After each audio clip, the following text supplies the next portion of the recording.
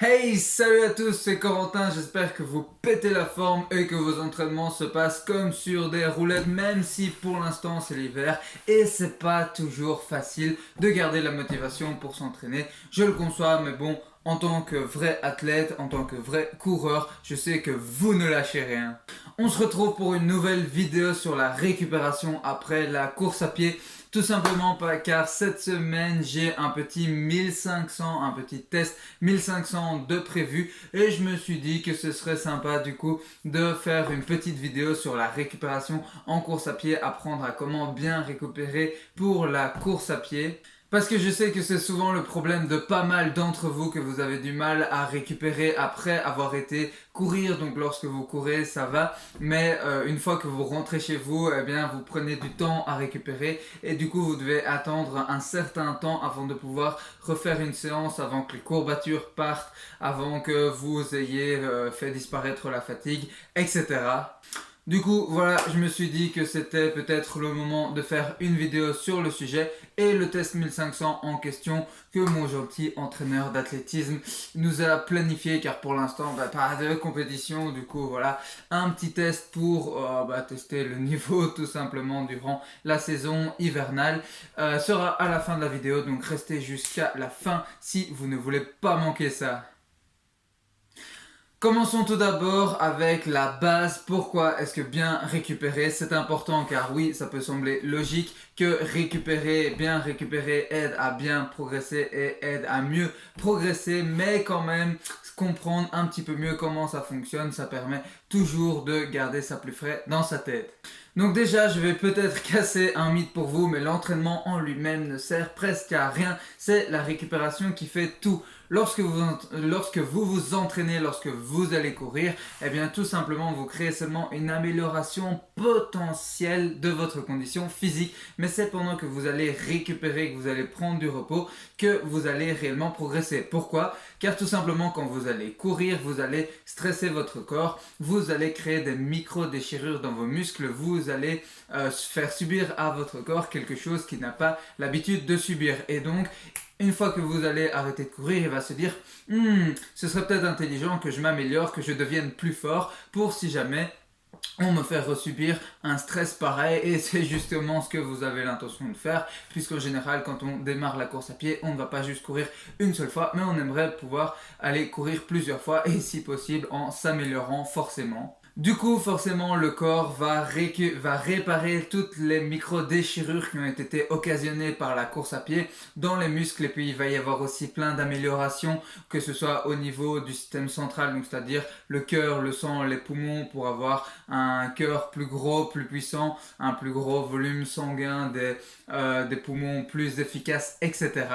Et tout ça, eh bien forcément, ça va vous permettre de progresser, de vous améliorer. Mais comme je vous l'ai dit, c'est vraiment la récupération qui fait tout. C'est pendant la récupération que le corps va vraiment faire toutes ces adaptations. Donc ça, c'est si on regarde en gros sur le long terme, à quoi est-ce que ça sert d'apprendre à bien récupérer après ces entraînements? Tout simplement de mieux progresser, de progresser plus efficacement et plus vite. Maintenant, si on regarde plus sur le court terme, et je sais que c'est souvent plus ce qui intéresse le court terme, eh bien tout simplement, forcément, si vous apprenez à mieux récupérer, vous pourrez faire des séances qui s'enchaîneront plus vite. Vous pourrez faire plus de séances dans la semaine, plus de séances rapprochées, car si vous avez du mal à récupérer après une séance, comme c'est le cas de souvent beaucoup de débutants, et ne vous tracassez pas, c'était exactement mon cas lorsque j'ai débuté la course à pied il y a de ça plus ou moins 4 ans, eh bien souvent on prend beaucoup de temps pour récupérer plusieurs jours après une séance, tandis que quand on apprend à bien récupérer et quand on devient un peu plus expérimenté,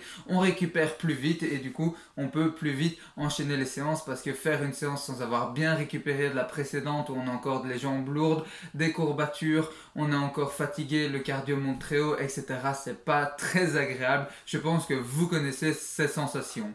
Donc maintenant qu'on a vu à quoi est-ce que ça sert d'apprendre à bien récupérer à la fois sur le long terme et le court terme, on va voir comment bien récupérer après avoir couru, et pour ça il y a 4 moyens. Le premier moyen, ce sont tout simplement les séances calmes. Alors là, je vais peut-être de nouveau casser un mythe pour vous, mais vous entraînez tout le temps à fond ou tout le temps à une intensité modérée, ça ne sert à rien. Zéro. Pourquoi? Parce que vous allez créer beaucoup trop de fatigue, générer beaucoup trop de fatigue et votre corps aura vraiment du mal à en récupérer. Il y a un équilibre que tous les athlètes professionnels et que tous les athlètes qui arrivent à bien progresser connaissent ou en tout cas appliquent plus ou moins sans savoir qu'il l'applique, qui est tout simplement l'équilibre 80-20, qui dit tout simplement que en général dans les sports d'endurance, pour arriver à bien progresser, il faut s'entraîner 80% du temps à basse intensité et 20% du temps à une intensité élevée ou modérée. Cet équilibre 80-20, cette méthode 80-20 permet donc de pouvoir s'entraîner parfois avec de la haute intensité, mais laisse quand même assez de temps au corps pour pouvoir récupérer de cette haute intensité. Maintenant, les 80% du temps restant que vous ne passez pas à haute intensité, ce n'est pas du temps que vous ne passez à rien faire, c'est tout simplement du temps que vous passez à basse intensité, donc en course à pied, c'est tout simplement une endurance tranquille vraiment où vous vous sentez bien. Donc première chose pour apprendre à bien récupérer, c'est tout simplement apprenez à ne pas y aller tout le temps à fond et à faire la majorité de vos entraînements à tout simplement une intensité relativement basse, vraiment une intensité où vous sentez à l'aise. Deuxième moyen pour bien récupérer le sommeil, ça je pense que tout le monde en est conscient. Le sommeil sert vraiment à deux choses principales. Premièrement, le sommeil sert à faire un grand nettoyage dans votre corps et à faire toutes les petites adaptations, toutes les petites réparations. Donc pendant la journée, même si vous ne faites pas spécialement de sport, il y a plein de substances pas super que votre corps produit lui-même, tout simplement parce qu'il est fait comme ça. Et pendant le sommeil, eh bien, il va s'auto-nettoyer un petit peu. Donc ça, voilà, c'est très important pour lui. Et en plus, si vous faites du sport, comme je vous l'ai dit, la course à pied, ça consiste tout simplement à, en gros, endommager les muscles, à avoir des micro-déchirures dans les muscles. Et c'est principalement, majoritairement, pendant le sommeil que ces micro-déchirures vont être réparées. Donc ça, voilà, c'est la première chose à quoi sert le sommeil. Et deuxièmement, tout simplement, le sommeil permet de recharger ses batteries. C'est un petit peu comme si à chaque fois que vous vous réveillez le matin, vous avez une jauge d'énergie complète. Encore faut-il que vous ayez bien dormi. Et puis, durant la journée, vous allez épuiser cette jauge d'énergie. Et si vous faites du sport, eh bien, cette jauge d'énergie, parfois, elle se vide vraiment très très vite et elle arrive complètement à zéro, out, à la fin de la journée. Je pense que vous voyez ce que je veux dire. Et du coup, tout simplement, eh bien, la nuit, le sommeil permet de recharger votre jauge d'énergie, permet de recharger vos batteries. Maintenant, vous pourriez vous demander, ok, mais combien d'heures de sommeil est-ce que je dois dormir? Parce que c'est vrai qu'on entend pas mal de choses là-dessus qui ne sont pas toujours justes. Et bien tout simplement, il y a beaucoup d'études scientifiques qui ont été faites sur le sujet et ils en sont arrivés à la conclusion au final que pour l'instant, on estime que 8 heures de sommeil, c'est vraiment, c'est vraiment la quantité de sommeil optimale, 8 heures de sommeil par nuit. Tout simplement pour bien fonctionner pendant la journée, pour se sentir bien mentalement, bien physiquement, donc voilà. Maintenant pour les sportifs, forcément comme on se dépense encore plus, et surtout avec la course à pied, eh bien on peut avoir besoin d'un peu plus de sommeil, parfois 9-10 heures, et si vraiment vous entraînez beaucoup, parfois faire une petite sieste durant la journée, ça peut aussi être utile, mais faites attention avec les siestes qu'elles ne soient pas trop longues, parce que si vous faites une sieste trop longue, ça risque de décaler un petit peu votre cycle circadien et voilà tout simplement, donc ne faites pas des siestes, je vous conseille de plus d'une demi-heure. Troisième moyen pour bien récupérer, c'est tout simplement la nutrition. Donc si vous réfléchissez un petit peu 30 secondes, la qualité, le bien-être de votre organisme dépend de ce que vous lui donnez à manger. C'est logique ce que vous mettez dedans.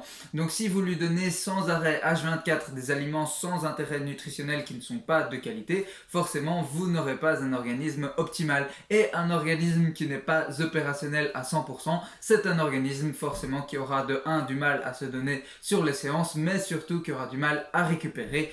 Et donc qui fera que vous aurez du mal à progresser et comme je l'ai dit juste avant, vous aurez forcément du mal à bien récupérer après vos séances. Donc je ne vais pas vous refaire tout le topo sur l'équilibre alimentaire, qu'est-ce qu'il faut manger quels sont les aliments sains, etc. Mais par contre, j'ai fait très récemment une vidéo sur les 10 meilleurs aliments pour sportifs que je vous invite fortement à aller voir si le sujet de la nutrition pour sportifs vous intéresse et même pour progresser, pour toujours progresser mieux et plus rapidement en course à pied. Maintenant, il y a 3 choses à bien faire attention après un entraînement, surtout après les entraînements intensifs de course à pied au niveau de votre alimentation. Premièrement, reprenez très rapidement des glucides, surtout après un entraînement intensif, tout simplement pour refaire les réserves de glycogène dans vos muscles. Donc voilà, à la fois des glucides rapides, donc tout ce qui est les sucres rapides qui passent rapidement dans le sang, et les glucides complexes, donc qui vont passer plus lentement dans le sang, comme les féculents. Deuxièmement, ayez un apport de protéines, car ce sont grâce aux protéines que votre corps va réparer toutes les petites micro-déchirures dans vos muscles. Donc voilà, les protéines se trouvent dans la viande, dans le lait. Aussi, il y a des protéines végétales, par exemple le beurre de cacahuète, etc. Et troisièmement, réhydratez-vous bien. Vous perdez énormément d'eau en courant. Donc ne négligez pas ces 3 points. Reprenez des glucides, des protéines et réhydratez-vous bien. Par exemple, après une bonne séance intense, si je n'ai pas un repas directement après, j'aime bien prendre quelques verres de lait avec un petit peu de chocolat, voilà, du chocolat quand même bien sucré, et tout simplement, ça me permet de bien me réhydrater tout en reprenant des glucides et aussi des protéines, puisque le lait contient des protéines. Et 4e chose pour apprendre à bien récupérer, c'est tout simplement faire attention à toutes vos autres activités du quotidien. Donc forcément, plus toutes les autres activités du quotidien que vous faites seront exigeantes, plus vous aurez du mal à récupérer de vos entraînements. C'est logique. Maintenant, on n'est pas tous des coureurs professionnels et on a tous des obligations, des choses qu'on est obligé de faire. Donc voilà, essayez vraiment parfois de trouver des petites astuces pour un petit peu moins vous fatiguer. Par exemple, si vous pouvez faire un truc assis au lieu d'être debout, asseyez-vous. Si vous pouvez le faire en étant couché dans votre canapé, dans votre lit, au lieu d'être assis, tout simplement couchez-vous. On conseille souvent aux gens de prendre l'escalier plutôt que l'escalator ou l'ascenseur, mais justement, comme vous courez déjà, comme vous êtes déjà coureur, prenez plutôt l'ascenseur ou l'escalator. Enfin voilà, essayez de trouver des petites astuces pour rendre les activités que vous êtes obligé de faire un petit peu moins stressantes pour votre corps et donc pour récupérer un petit peu plus vite. D'ailleurs, à propos du quotidien, si vous êtes un coureur ambitieux ou un triathlète ambitieux qui décide vraiment passer au niveau supérieur, ou bien tout simplement que vous voulez recevoir une bonne dose de motivation chaque matin, alors je vous invite à vous inscrire à la newsletter des incroyables triathlètes. Mais qu'est-ce que c'est que ça, cette newsletter? Eh bien tout simplement, en vous y inscrivant, vous recevrez chaque matin direct dans votre boîte mail. De ma part, c'est gratuit, c'est cadeau, il n'y a pas de souci pour ça. Un email super motivant et plein de bons conseils sur la course à pied et le vélo, la natation, donc tous les sports qui composent le triathlon. Donc voilà, j'y partage vraiment plein de conseils, des choses que je ne partage pas toujours en vidéo. Donc n'hésitez pas à vous inscrire. Pour ça, il suffit d'aller dans la description en dessous de la vidéo, de cliquer sur le premier lien en face de newsletter, de mettre votre email et le tour est joué. Les emails arriveront chaque matin à 8h dans votre boîte mail. Donc je pense que vous l'avez maintenant compris, la récupération c'est vraiment un pan super important de l'entraînement pour bien progresser. Si vous n'apprenez pas à bien récupérer, vous aurez vraiment à la fois beaucoup de mal à progresser. Et vos entraînements, vos séances, votre vie du quotidien en tant que coureur sera beaucoup moins sympa. Donc voilà, apprenez à bien récupérer, que ce soit grâce aux séances calmes, au sommeil, à la nutrition ou en trouvant des petites astuces pour vos activités du quotidien. Je vais vous laisser ici avec mon petit test 1500 mètres. On se retrouve la semaine prochaine dans une nouvelle vidéo. D'ici là, entraînez-vous bien et portez-vous bien. C'était Corentin. Ciao!